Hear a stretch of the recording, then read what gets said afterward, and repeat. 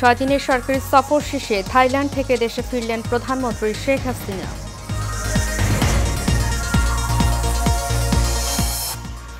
মৌসুমের সর্বোচ্চ তাপমাত্রা 43 ডিগ্রি সেলসিয়াস রেকর্ড চুয়াডাঙ্গায়। ঢাকা সহ 5 জেলার বন্ধ শিক্ষা প্রতিষ্ঠান। এবং অনুমোদন ছাড়া বিদেশি ওষুধ বিক্রি বন্ধ করতে হবে জানালো হাইকোর্ট। সঠিক মূল্য নির্ধারণে সংশ্লিষ্টদের নির্দেশ।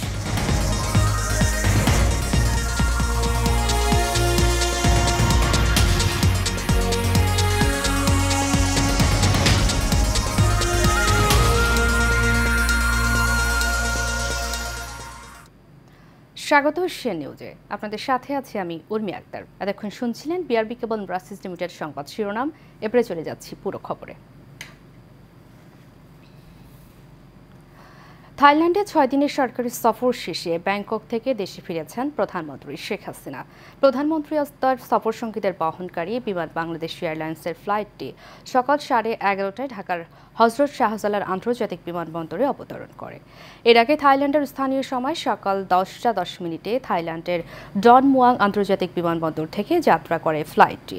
এর আগে শেখ হাসিনা থাই প্রধানমন্ত্রী শ্রেথা থাবিস্তিনের আমন্ত্রণে দুই দেশের মধ্যে দ্বিপাক্ষিক সম্পর্ক জোরদারে দ্বিপাক্ষিক ও বহুপাক্ষিক উভয় সফরের অংশ হিসেবে 24 এপ্রিল সেখানে যান।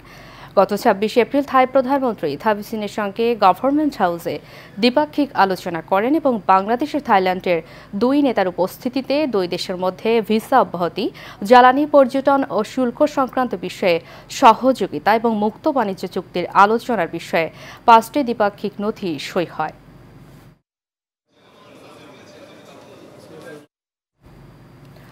সব রেকর্ড ভেঙে মৌসুমের সর্বোচ্চ তাপমাত্রায় পড়ছে চুয়াডাঙ্গা।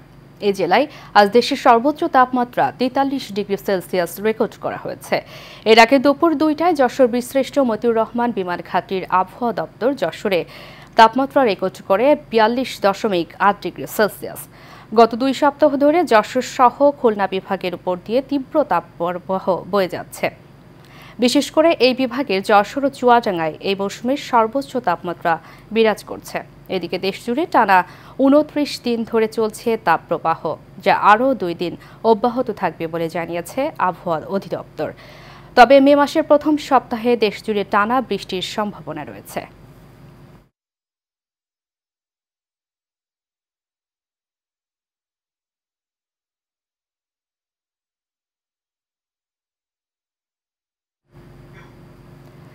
দেশে চলমান দাবদাহের কারণে আজ বন্ধ ঢাকা, রাজশাহী সহ 5 জেলার সব শিক্ষা প্রতিষ্ঠান। তবে মর্নিংয়ে ক্লাস 6 পাঠদান চলছে প্রাথমিক বিদ্যালয়ে। এদিকে শিক্ষা মন্ত্রণালয়ের এমন সিদ্ধান্তে মিশ্র প্রতিক্রিয়া দেখা দিয়েছে অভিভাবকদের মধ্যে। বিস্তারিত জানাচ্ছেন এজে মিতু। প্রচণ্ড তাপপ্রবাহের কারণে ঢাকা, চুয়াডাঙ্গা, যশোর, খুলনা ও রাজশাহী জেলার সব মাধ্যমিক স্কুল, কলেজ, মাদ্রাসা ও কারিগরি শিক্ষা প্রতিষ্ঠান বন্ধ ঘোষণা করেছে সরকার। তবে সারা দেশেই খোলা রয়েছে প্রাথমিক বিদ্যালয়। বিদ্যালয় ঘুরে দেখা যায় অনেকটাই গরমে নাজেহাল শিক্ষার্থীরা। জানায় সামনে পরীক্ষা থাকায় ক্লাস করছে তারা। গরমে অনেক খারাপ লাগতেছে, কষ্ট হইতেছে, তাও স্কুলে আসতে হইতেছে, সামনে পরীক্ষা তার জন্য আমরা আসছি। ক্লাসে এসি নাই, তাই আমাদের খুব গরম লাগে। গরমে আমাদের অনেক কষ্ট লাগে, আমরা বারবার ঘেমে যাচ্ছি, পানির ভালো কোনো সুযোগ সুবিধা নেই। পরিস্থিতি পরিবর্তন না হলেও প্রাথমিক বিদ্যালয় খোলা থাকায় উদ্বেগ অভিভাবকরা। বলছেন আরো কয়েকদিন বন্ধ রাখা উচিত ছিল শিক্ষা প্রতিষ্ঠান। যেহেতু তো গরম শেষ হয় না, আরো কিছুদিন স্কুল বন্ধ থাকলে ভালো হতো, কারণ এখন অনেক গরম। আর 10 দিন বন্ধ থাকলে বাচ্চারা ভালো থাকতো। রাস্তা রোদ, আবার অনেকের পানির কারণে পাতলা পায়খানা হয়, অনেক টেনশন লাগে, জ্বর হয়, অনেক গরম, এই কারণে পোলাপান আসতে পারে না। সামনে পরীক্ষা, এই কারণে আমরা নিয়ে আসি স্কুলে। এদিকে প্রচন্ড গরমের এই বেহাল অবস্থায় শিশুদের ঘন ঘন পানি পান করা সহ রোদে না যাওয়ার পরামর্শ শিক্ষকদের। এবং বাচ্চাদেরকে বলছি ওরা যাতে পর্যাপ্ত পানি নিয়ে আসে, এবং স্কুলে আমাদের পানি আছে বা আমাদের ফিল্টার আছে, ওখান থেকে পানি দিচ্ছি যাতে বাচ্চাদের অসুস্থ না হয়। আর যে ন্যূনতম অসুস্থ হলে আমরা তাদেরকে ট্রিটমেন্টের ব্যবস্থা রাখছি। পর্যাপ্ত পানি রাখছি এবং 12:30টার মধ্যে টোটাল স্কুলটা আমরা খালি করে দিব যাতে গরমে ওদের সমস্যা না হয়। সারা দেশে চলছে তৃতীয় দফায় হিট অ্যালার্ট। তাই এ সময় স্কুল খোলা রাখা আর বন্ধ রাখা নিয়ে শিক্ষক, শিক্ষার্থী এমনকি অভিভাবকদের মধ্যে রয়েছে মিশ্র প্রতিক্রিয়া। H A Mitu, Asian television, Dhaka. প্রতিদ্বন্দ্বিতাহীন ভোটার ছাড়া ভোট, চুন ছাড়া পান খাওয়ার মতো বলে মন্তব্য করেছেন নির্বাচন কমিশনার রাশেদা সুলতানা। এ সময় তিনি প্রার্থীদের আচরণবিধি মেনে ভোটারদের ভোট কেন্দ্রে আনার পরিবেশ সৃষ্টি করার আহ্বান জানান।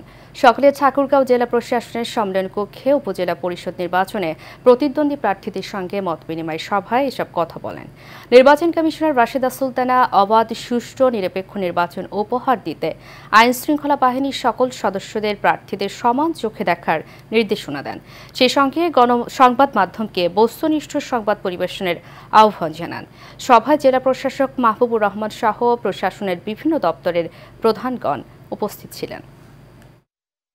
ভোটারবিহীন ভোট বা প্রার্থীবিহীন ভোট বা নির্বাচনে প্রতিদ্বন্দ্বিতাবিহীন ভোট, এটা যে অনেকটা চুন ছাড়া পানির মতো।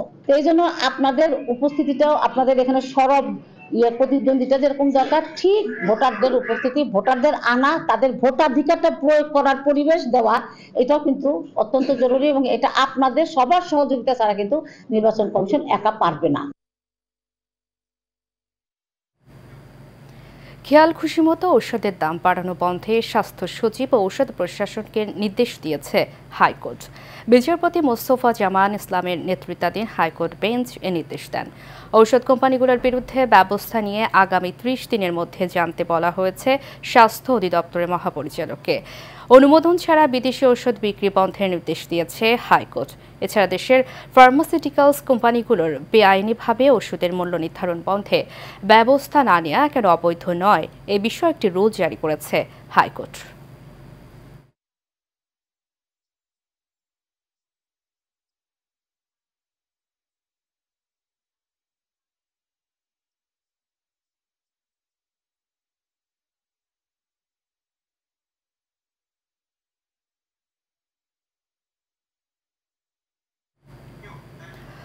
দর্শক, তাপপ্রবাহের খবর জানাতে রাজশাহী থেকে আমাদের সাথে সরাসরি যুক্ত হচ্ছেন আমাদের সহকর্মী বারিউল আলম শান্ত। শান্ত, আমাকে শুনতে পাচ্ছেন? শান্ত, তাপপ্রবাহের সর্বশেষ কি তথ্য আছে আপনার কাছে, আমাদেরকে জানাবেন। বিকাল 3টার সময় রাজশাহীর তাপমাত্রা রেকর্ড করা হয়েছে 42.6 ডিগ্রি সেলসিয়াস, যা এই মৌসুমের সর্বোচ্চ তাপমাত্রা, এবং বাতাসের আর্দ্রতা রয়েছে মাত্র 12%। বৈশাখের এই আগুনে যেন উত্তপ্ত হয়ে উঠেছে পুরো রাজশাহী। পথ ঘাটে যেন তপ্ত কড়াইয়ের মতো তেতে আছে। আমরা একটু আপনাদেরকে জানাতে চাই উর্মি, যে বাতাসের আর্দ্রতা কম থাকায় কিন্তু এই গরম, এটি কিন্তু আসলে শ্বাস নেওয়ার সময় একটা তপ্ত অনুভূত হচ্ছে, এবং এর কারণেই কিন্তু মানে গরমে নার্ভাস শ্বাস হয়ে উঠছে জনজীবন। এর পাশাপাশি আমরা দেখেছি যারা শ্রমজীবী মানুষ রয়েছেন, বিশেষ করে রিক্সা চালক এবং দিনমজুর যারা রয়েছেন, তারা কিন্তু এই গরমে সবচেয়ে বেশি কষ্ট পাচ্ছেন। আমরা দেখেছি যে এই গরমকে উপেক্ষা করে তাদের কাজে বের হতে হচ্ছে, ফলে তাদের যে ভোগান্তি এটি কিন্তু কয়েক গুণ বেড়ে গেছে। বাতাসের আর্দ্রতা কম থাকায় মূলত এই গরমের তাপমাত্রা বেশি অনুভূত হচ্ছে, এমনটি বলছে আবহাওয়া অফিস, এবং বিশেষজ্ঞরা পরামর্শ দিচ্ছে দুপুর 1টা থেকে 3টা পর্যন্ত বিশেষ প্রয়োজন ছাড়া যেন ঘর থেকে বাইরে বের না হয়। এর পাশাপাশি আমরা দেখেছি চিকিৎসকরা বলছেন যে ফুটপাতের খোলা শরবত পানাহার থেকে বিরত থাকার কথা তারা বলছেন। তবে আমরা দেখতে পাচ্ছি যে হঠাৎ করে গরম বেড়ে যায়, কিন্তু যেহেতু 42 ডিগ্রির কাছাকাছি গত কয়েকদিন ধরে রাজশাহীতে তাপমাত্রা থাকছে, সেই ক্ষেত্রে কিন্তু ফুটপাতের শরবত খাওয়ার যে প্রবণতা সেটি কিন্তু কয়েক গুণ বেড়ে গেছে। এর পাশাপাশি আমরা রাজশাহী মেডিকেল কলেজ হাসপাতালে কথা বলেছি, তারা আমাদেরকে যেমনটি জানিয়েছেন যে ধারণ ক্ষমতার চাইতেও প্রায় 5 গুণ রোগী কিন্তু বেশি চিকিৎসা নিচ্ছেন হাসপাতালগুলোতে। এছাড়া গরমে সাধারণ মানুষের যে জনজীবন সেটি নার্ভাস শ্বাস হয়ে উঠেছে। আবহাওয়া অফিস বলছে এই তাপ প্রবাহ আরো কিছুদিন অব্যাহত থাকবে।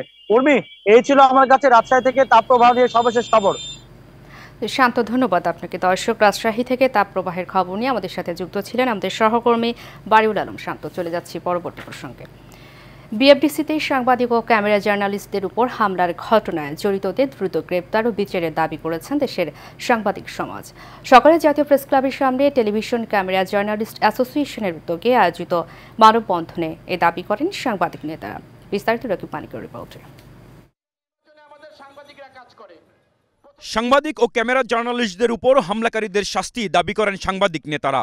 বিএফএজের সাবেক সভাপতি ও সিনিয়র সাংবাদিক মঞ্জুরুল আহসান বুলবুল বলেন, কতিপয় চলচ্চিত্রকর্মী তাদের জঘন্য কর্মকাণ্ডের কারণে গোটা চলচ্চিত্র অঙ্গন কলঙ্কিত হচ্ছে।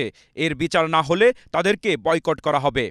বাংলাদেশ ফেডারেল সাংবাদিক ইউনিয়ন, ঢাকা সাংবাদিক ইউনিয়নের সম্পৃক্তি ছাড়া কোনো সমঝোতা, কোনো আলোচনা এখানে গ্রহণযোগ্য হতে পারে না, এবং সেই আলোচনার মধ্য দিয়ে যা সিদ্ধান্ত বের হয়ে আসবে বাংলাদেশের সকল সাংবাদিক সমাজ সেটা মানবে। এই বিষয়টি দ্রুত সমঝোতা না করেন তাহলে এটি একটা তো আইনগতভাবে আমরা অগ্রসর হবই, একটা তো সরকারের কাছে যেটা আমাদের নেতৃবৃন্দ বলেছে তাদের কাছে আমরা যাব। বিএফএজের সভাপতি ও মহাসচিব বলেন, কারা হামলা করেছে সেটি ভিডিও ফুটেজ পরিষ্কারভাবে দেখা যাচ্ছে। এদের চিহ্নিত করে গ্রেফতারের দাবি জানানো হয়। কারো কাছ থেকে আপনার ৫-১০ হাজার টাকা আপনাদের নেওয়ার কোনো প্রয়োজন নেই। এটি সম্মানের আর ওটি অসম্মানের। সাংবাদিকরা সম্মানের সাথেই থাকবে। কেপিআইতে সন্ত্রাসীদের আড্ডা হতে পারে না। আপনি অবিলম্বে ব্যবস্থা নেন। এফডিসির এমডি মহোদয়, আপনি এটা কি করে এটা বরদাস্ত করলেন যে আপনার সেখানে সন্ত্রাসীরা সাংবাদিকদের উপরে হামলা করবে? ইউনিয়ন নেতারা দাবি করেন, এই ঘটনার মীমাংসা হয়েছে বলে মিথ্যাচার করা হচ্ছে। শিল্পী সমিতির নেতারা কাঁধের সাথে বসে মীমাংসা করেছেন, এই প্রশ্ন এখন সবার। পুলিশ এবং স্বরাষ্ট্রমন্ত্রীকে আহ্বান জানাবো, আগামী ২৪ ঘন্টার মধ্যে যেন এই সন্ত্রাসীদের গ্রেপ্তার করে আইনের আওতায় আনা হয়। অনুষ্ঠানে টিসিএর সভাপতি ও সাধারণ সম্পাদক বলেন, সুষ্ঠু বিচার না হলে কঠোর কর্মসূচি দেওয়া হবে। রকিব মানিক, এশিয়ান টেলিভিশন, ঢাকা। গঠনতন্ত্রের পরিপন্থী কার্যকলাপের কারণে বঙ্গবন্ধু সৈনিক লীগের কেন্দ্রীয় কার্যনির্বাহী কমিটির সহ সভাপতি এম এ কাশেমকে সংগঠন থেকে অব্যাহতি দেওয়া হয়েছে। বঙ্গবন্ধু সৈনিক লীগের সভাপতি বীর মুক্তিযোদ্ধা আলহাজ হারুন রশিদ সিআরপি স্বাক্ষরিত এক বিজ্ঞপ্তিতে একথা জানানো হয়। ওই বিজ্ঞপ্তিতে বলা হয়েছে, সংগঠনের সভাপতি দেশের বাইরে অবস্থান করাকালীন সময়ে ভারপ্রাপ্ত সভাপতির দায়িত্ব পেয়েছেন মর্মে সামাজিক যোগাযোগ মাধ্যমে ঘোষণা দেন এম এ কাশেম। এ নিয়ে কারণ দর্শানোর নোটিশ দেওয়া হলে তার কোনো উত্তর না দিয়ে ব্যক্তিগত অফিসকে বঙ্গবন্ধু সৈনিক লীগের তথাকথিত অফিস হিসেবে ঘোষণা দিয়ে বঙ্গবন্ধু সৈনিক লীগের বিভিন্ন স্তরের নেতাকর্মীদের ডেকে তাদের মধ্যে বিভ্রান্তি ও বিভক্তি সৃষ্টির পায়তারা করেন। সদ্য অব্যাহতি দেওয়া সহ সভাপতি এম এ কাশেমের বিরুদ্ধে আরও অভিযোগ রয়েছে। তিনি কক্সবাজারে গিয়ে স্থানীয় একটি হোটেলে নিজ অনুসারীদের নিয়ে সংগঠনের সভাপতির অনুমোদিত কমিটির বিরুদ্ধে সংবাদ সম্মেলন করেছেন। এতে স্থানীয় নেতাকর্মীদের মধ্যে বিভ্রান্তি সৃষ্টি হয়। এ সকল সংগঠন বিরোধী কর্মকাণ্ডে লিপ্ত থাকায় গঠনতন্ত্র মোতাবেক এম এ কাশেমকে বঙ্গবন্ধু সৈনিক লীগের কেন্দ্রীয় কার্যনির্বাহী কমিটির সহ সভাপতি পদ থেকে অব্যাহতি দেওয়া হয়েছে বলে সংগঠনের বিজ্ঞপ্তিতে জানানো হয়। একই সাথে ভবিষ্যতে সংগঠনের কোনো কার্যক্রমে জড়িত হলে তার বিরুদ্ধে আইনানুগ ব্যবস্থা নেওয়া হবে বলেও হুঁশিয়ারি দেওয়া হয়েছে ওই বিজ্ঞপ্তিতে।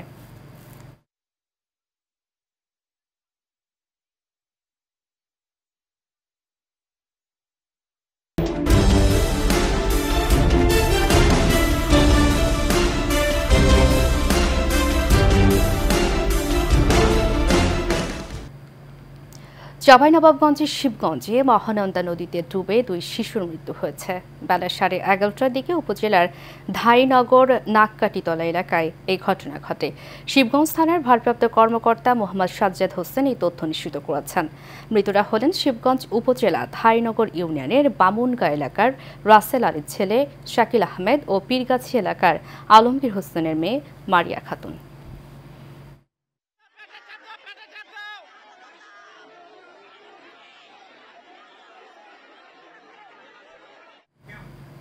দর্শক, কুমিল্লার চান্দিনায় উপজেলা পরিষদ নির্বাচনে বিভিন্নভাবে প্রচার প্রচারণা চালাচ্ছেন চেয়ারম্যান প্রার্থীরা। এ বিষয়ে বিস্তারিত জানাতে আমাদের সাথে সরাসরি যুক্ত হচ্ছেন আমাদের সহকর্মী আশিকুর রহমান রাসেল। যে রাসেল, আমাকে শুনতে পাচ্ছেন? রাসেল, প্রচারণার কি তথ্য আছে আপনার কাছে, আমাদেরকে জানাবেন।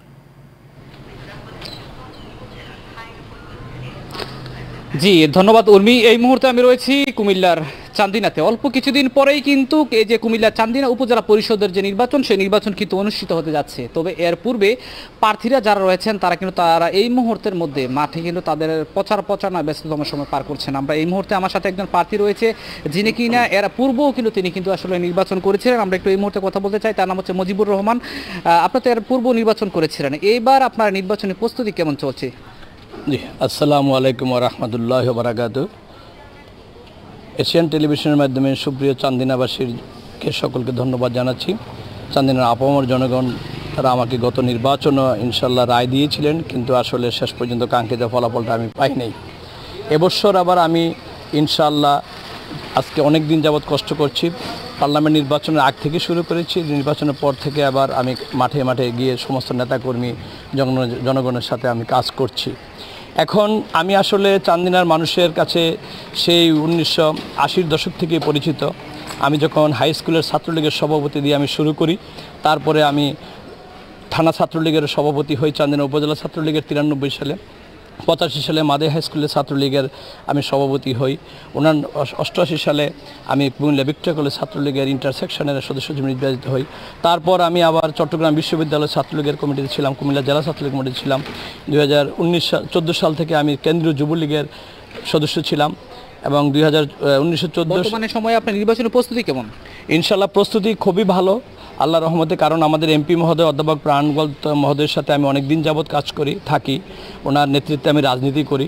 আমাদের এমপি মহোদয় চান্দিনার মানুষকে যেভাবে সেবা দিচ্ছেন এবং উনি যেভাবে সুষ্ঠু একটা নির্বাচন, প্রধানমন্ত্রী জননেত্রী শেখ হাসিনার অঙ্গীকার, নির্বাচন কমিশনের অঙ্গীকার, এই অঙ্গীকারকে আপনার যেভাবে একটা সুষ্ঠু সুন্দর পরিচ্ছন্ন নির্বাচন উপহার দেওয়ার জন্য আমাদের এমপি মহোদয় নিরলসভাবে সকলকে বলে যাচ্ছেন এবং কাজ করে যাচ্ছেন যে যাতে কোনো ধরনের কোনো বিশৃঙ্খলা সৃষ্টি না হয়, প্রত্যেকে যেন তার নির্বাচনের প্রতিফলন, তার নিজের মনের আশা যেন সে ব্যক্ত করতে পারে, তার নির্বাচনের ব্যালটের মাধ্যমে যেন সে তার চেয়ারম্যান নির্বাচিত করতে পারে। আমার বিশ্বাস চান্দিনার জনগণ যেভাবে আমাকে ভালোবাসা শুরু করেছে দলমত নির্বিশেষে, ইনশাল্লাহ আমার বিজয় হবে সুনিশ্চিত। ধন্যবাদ আপনাকে।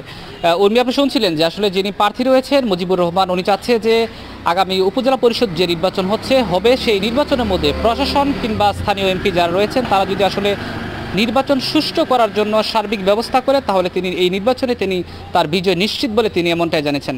উর্মি, এ ছিল কুমিল্লা চান্দিনা থেকে উপজেলা পরিষদ নির্বাচনের সর্বশেষ সংবাদ। জি রাসেল, ধন্যবাদ আপনাকে। দর্শক, কুমিল্লা চান্দিনা উপজেলা পরিষদ নির্বাচন নিয়ে আমাদের সাথে যুক্ত ছিলেন আমাদের সহকর্মী আশিকুর রহমান রাসেল। চলে যাচ্ছি পরবর্তী প্রসঙ্গে। নড়াইলের কালিয়া উপজেলায় মূলশ্রী খাল খননে স্বস্তি ফিরেছে 4 গ্রামের কয়েক হাজার কৃষকদের। কৃষকেরা 2 যুগ ধরে পানির অভাবে জমিতে ফসল ফলাতে পারত না।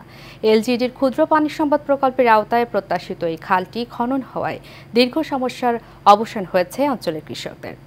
আমানুল ইসলাম পারভেজের রিপোর্টে জানাচ্ছেন শেখ ফাহিম। নড়াইলের কালিয়া উপজেলার চাপাইল, বাগুডাঙ্গা, মূলশ্রী ও মধুপুর এই 4 গ্রামের মানুষ প্রায় 3 দশক ধরে বরানীচে বিলের আওতায় প্রায় 800 একর জমি থেকে ফসল ফলাতে পারত না। পানি নিষ্কাশনের ব্যবস্থা না থাকায় প্রতি বছরই ফসলি জমি ডুবে থাকত পানির নিচে। 18 বাকি নদী থেকে 1.5 কিলোমিটার খাল খনন হওয়ায় পানি নিষ্কাশন, সহজে ফসল ঘরে তোলা সহ প্রতি বছরে ভালো ফসল ফলিয়ে পরিবারের সচ্ছলতা ফিরাতে পারবে কৃষকরা।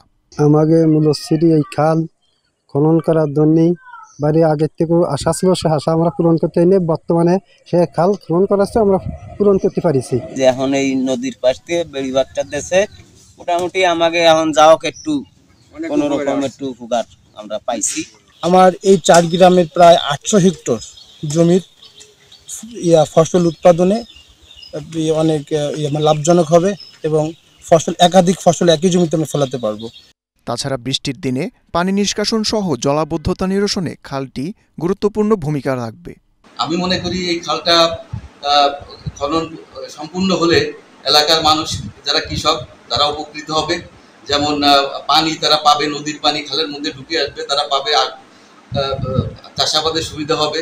তেমনি যে সময় অনেক পানি জমে থাকে ওই পানিগুলো আবার নিষ্কাশনের একটা ব্যবস্থা থাকবে। এই প্রকল্পের আওতায় 1.5 কিলোমিটার বাঁধ নির্মাণ হওয়ায় যোগাযোগ ব্যবস্থারও উন্নতি হয়েছে এলাকাবাসীর। Sheikh Fahim, Asian television. প্রচণ্ড গরমে অতিষ্ঠ ও বিপর্যস্ত পথচারী শ্রমজীবীদের মাঝে বিনামূল্যে বিশুদ্ধ খাবার পানি বিতরণ কর্মসূচি অব্যাহত রেখেছে ইস্টার্ন ব্যাংক। আজ রাজধানী মিরপুর ও এর আশেপাশের এলাকায় ব্যাংকের কর্মকর্তারা পানির বোতল বিতরণ করেন। ইতোপূর্বে পুরান ঢাকা এবং ধানমন্ডি এলাকায় ব্যাংকের পক্ষ থেকে খাবার পানি বিতরণ করা হয়। বিরাজমান এই পরিস্থিতিতে জনগণের পাশে দাঁড়ানো তাদের সামাজিক দায়বদ্ধতা হিসেবে মনে করছে ইস্টার্ন ব্যাংক কর্তৃপক্ষ। ব্যাংকের পক্ষ থেকে জানানো হয়েছে, গরমের তীব্রতা চলতে থাকলে এই কর্মসূচি অব্যাহত রাখার এবং রাজধানীর বাইরেও বিস্তৃত করার পরিকল্পনা রয়েছে। তীব্র তাপদাহে অতিষ্ঠ জনজীবন আর এই অসহ্য গরম থেকে মুক্তি পেতে সোহাগ খান ও মিল্টন খানের সার্বিক সহযোগিতায় আল্লাহর রহমতের বৃষ্টির আশায় সালাত আল ইস্তিসকার নামাজ আদায় ও শরবত এবং পানীয় বিতরণ করা হয়েছে। সকাল 11টায় পুরান ঢাকার ইসলামবাগ ঈদগাহ মাঠে নামাজ ও দোয়া পরিচালনা করেন জাতীয় ইমাম সমাজের সভাপতি মাওলানা আব্দুর রাজ্জাক আজহারি। বিশেষ দোয়া মাহফিলে সহযোগী ছিলেন মুফতি আব্দুল কায়ুম। নামাজ ও শরবত বিতরণে প্রধান অতিথি হিসেবে উপস্থিত ছিলেন 29 নম্বর ওয়ার্ড কাউন্সিলর ও আওয়ামী লীগের সভাপতি মোহাম্মদ জাহাঙ্গীর আলম বাবুল এবং বিশেষ অতিথি ছিলেন চকবাজার থানার আওয়ামী লীগ নেতা শাহিন খান সহ আরও অনেকে। গরিব ও অসহায় পথচারীদের মধ্যে শরবত ও পানীয় বিতরণ করা হয়।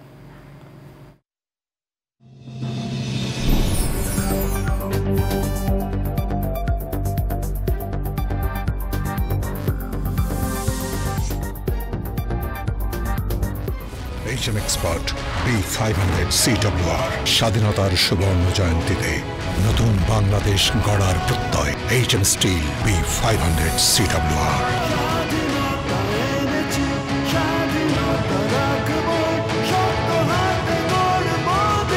HM Steel। এবারে HM Steel চট্টগ্রাম সংবাদ। সারা দেশে তীব্র গরম দাবদাহে চট্টগ্রামে পথচারীদের মাঝে সুপেয় পানি ও সালাইন ও শরবত বিতরণ করা হয়েছে। মাইজভান্ডারী গাউসিয়া হক কমিটি বাংলাদেশের সূর্যগিরি আশ্রম শাখার উদ্যোগে ফটিকছড়ি বিবিরহাট বাস স্টেশনে মুক্তিযোদ্ধা চত্বরে এই কার্যক্রমের উদ্বোধন করেন মাইজভান্ডারী গাউসিয়া হক কমিটি বাংলাদেশ কেন্দ্রীয় পরিষদের সদস্য ও পৌরসভা আওয়ামী লীগের সাধারণ সম্পাদক মোহাম্মদ জসিমউদ্দিন। এতে প্রধান অতিথি হিসেবে উপস্থিত ছিলেন চট্টগ্রাম উত্তর জেলা আওয়ামী লীগের সদস্য বখতিয়ার সাইদ ইরান। শেষ করব এশিয়া নিউজ। তারিখে বিআরপি কেবল ইন্ডাস্ট্রিজ লিমিটেড সংবাদ শিরোনামগুলো জানাবো আরও একবার।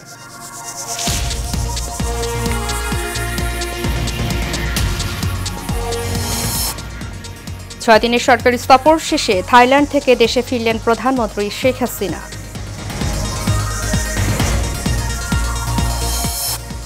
মৌসুমের সর্বোচ্চ তাপমাত্রা 43 ডিগ্রি সেলসিয়াস রেকর্ড চুয়াডাঙ্গায়। ঢাকা সহ 5 জেলায় বন্ধ শিক্ষা প্রতিষ্ঠান।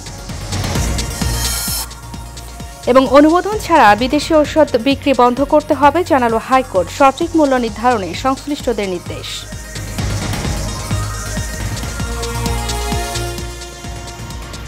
এশিয়া নিউজ এ পর্যন্তই। পরবর্তী সংবাদ দেখার আমন্ত্রণ জানিয়ে শেষ করছি। ধন্যবাদ সবাইকে এত সময় সাথে থাকার জন্য।